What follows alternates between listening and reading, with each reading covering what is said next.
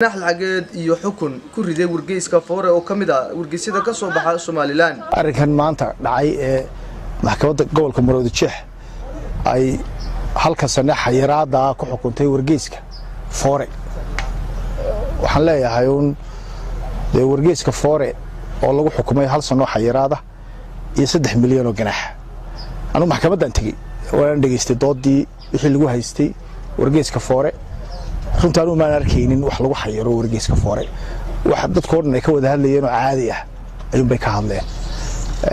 laakiin waqtiyin badan aynu ogeyn oo dalka dhibaatooyin ka jiraan xagga garsoorka ama maxkamadaha ninka ka marxaad furay anagu hay'ad aanay bay ugu dhacdayba taasi marka dalka reform buu baahan yahay xagga maxkamadaha ama xagga maartay cadaaladda ama waxyaalaha noocaas oo kale taa dalkeenuna waxaan ku soo caanamaalay in kolba wixii aynu aragno xaq daraa markaan aragno ka hadalno oo hiilino aan waxaan xasuustaa markii anigu aan ahaa musharax xisbiga kale taan ahaa anigoo aan isku xisbi ahayn ayaan madaxweynaha maanta markii dawladdii hore ay la dagaalamayeen ee sawirkiisa laga jarjarayay maartay gawaarida oo isagoo shir saxaafadeed ka sameeyay oo yiri goorma xaraan noqotay sawirkayga laga jarjaro sawirada anigoo aan iska soo horjeedno kala xisbinahay xilliga ayaan haddana u hiiliyay oo aan ka hadlayno waxaas waa xaq daro dadka bini'aadankana haddaynu xaq darrada ka indhalaalino mar walba markaan aragno mid wanaagsan maxay ahaydey maaha maanta waxa leeyahay garsoorkan ama xukunkan ku dhacay wargeyska Foore anigu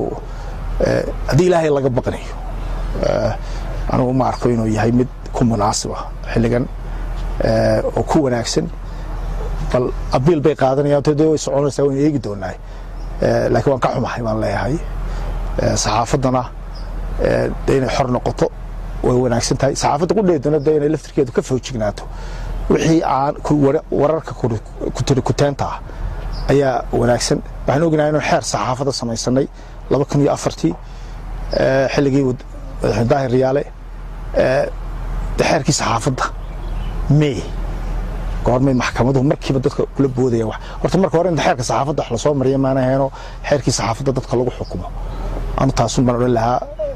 si kastaba aqoon-yahan Jamaal Ali Xuseen ayaa hore saluug uga muujiyay hanaanka sharciga iyo garsoorka maxkamadaha Soomaaliland waa Maxamed Andar